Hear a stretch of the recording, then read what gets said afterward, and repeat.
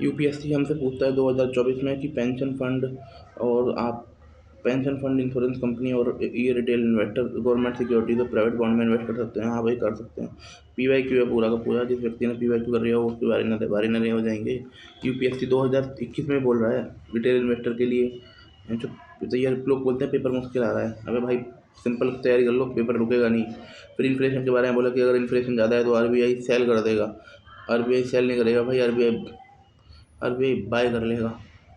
नहीं, RBI bye नहीं करेगा भाई, आरबीआई सेल कर देगा। बाय कर देगा, सेल करेगा तो पैसा देना, सेल करेगा तो हाँ सेल कर देगा, उनसे पैसा उठा लेगा, सिक्योरिटी दे देगा, बोल रहा है सारे से। अब जाए थे मार्केट में जाके इसके जाके इन्फ्लेशन बढ़ा। फिर उसने ये बोला कि अगर भारत के पैसे की पिटाई हो रही है तो आरबीआई क्या करेगा, डॉलर खरीद लेगा। हाँ जी, अगर यूरोपियन यूनियन और अमेरिका ने इंटरेस्ट रेट को कम किया तो आरबीआई दोबारा डॉलर खरीद लेगा।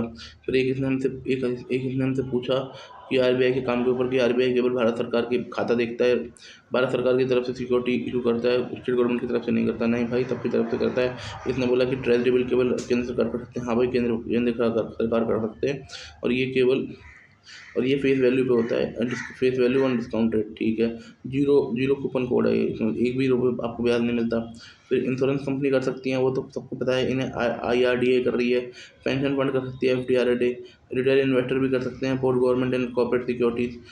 आरबीआई की रिटेल डायरेक्ट करके स्कीम है, 2023 का पीवाईक्यू है। और क्या लोगे, central gain tax central central gain tax on sovereign gold bond. भाई जिस बंदे ने 8 साल पूरा करा उसे तो बिल्कुल कुछ नहीं देना पड़ेगा। इंटरेस्ट रेट आपकी टैक्सेबल है, इंटरेस्ट रेट टैक्सेबल है। फिर अगर वह देख लीजिए, आपने 12 महीने के बाद बेचा तो आपको 12.5% का देना पड़ेगा। 12 महीने पहले बेचा बेचा जिस टैक्स स्लैब में आप आते हो, आपको उस स्लैब पर देना पड़ेगा। फिर इसमें एक चीज़ और है कि ना, इसमें टीडीएस अवेलेबल नहीं है। अगर आपको लगता है कि हमने ज़्यादा टैक्स भरा है या ज़्यादा रिवेन्यू भरा है या ज़्यादा कैपिटल गेन भरा है, इंटरेस्ट भरा है, तो भाई आपको ना वो आप उसे इंटरेस्ट रेट उसमें उसमें कवर कर सकते हो इनकम टैक्स रिटर्न में। देन क्वालिफाइड इंस्टीट्यूशनल बायर वो होते हैं जो मतलब इनकी अच्छी बातचीत होती है, और सेबी के 2018 के रेगुलेशन के अकॉर्डिंग होते हैं। प्राइमरी डीलर भी होते हैं, सेबी ने बोला है कि भाई इनकी संख्या मैं बढ़ाऊंगी। इनमें शेड्यूल कमर्शियल बैंक होते हैं, पब्लिक फाइनेंशियल इंस्टीट्यूशन होते हैं, इंश्योरेंस कंपनी होती है, म्यूचुअल फंड होते हैं, पोर्टफोलियो इन्वेस्टर होते हैं, अल्टरनेट इन्वेस्टर फंड होते हैं, प्रोविडेंट फंड होते हैं, पेंशन फंड होते हैं। पेंशन फंड वो होते हैं जिनका मिनिमम औकात 25 करोड़ की होती है। और एनबीएफसी वो होते हैं जो आरबीआई के पास रजिस्टर है और 500 करोड़ या उससे ज़्यादा का पैसा है।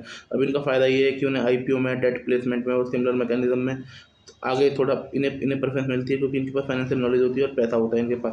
और सेबी ने बोला है कि जो क्वालिफाइड इंस्टीट्यूशनल बायर को institutional buyer to include accelerated investor, जो क्वालिफाइड इंस्टीट्यूशनल बायर में एक्सेलरेटेड इन्वेस्टर को इंट्रोड्यूस करूंगी। इसका काम ये होगा कि जो एंजल फंड में जो स्टार्टअप में ज़्यादा फंडिंग मिल जाए और तुम्हारा फंडिंग का बेस थोड़ा ब्रॉड हो, और जो 200 की इन्वेस्टर कहते हैं ना और एंजल फंड, उसे भी हटा दूँगा मैं। T zero and T one एक सेटलमेंट सिस्टम है। टी1 दिसंबर 2023 मतलब 2023 से ही भारत में लागू है। 2023 जनवरी 27 2023 से भारत में लागू है। एक वर्किंग डे के अंदर आपकी सेटलमेंट पूरी कंप्लीट हो जाएगी। टी जीरो अभी ऑप्शनल है, दिसंबर 2025 में आई है।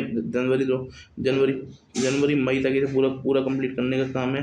इसमें बोला है कि हर साल 500 स्टॉक चुने गए थे, 500 स्टॉक में से 100 स्टॉक पे करना था ये एवरी मंथ, और एडिशनल स्टॉक 100 ऐड किए जाएंगे। 5 महीने में पूरा हो जाएगा, पर ये कोएग्जिस्ट करेगा टी1 सिस्टम के साथ।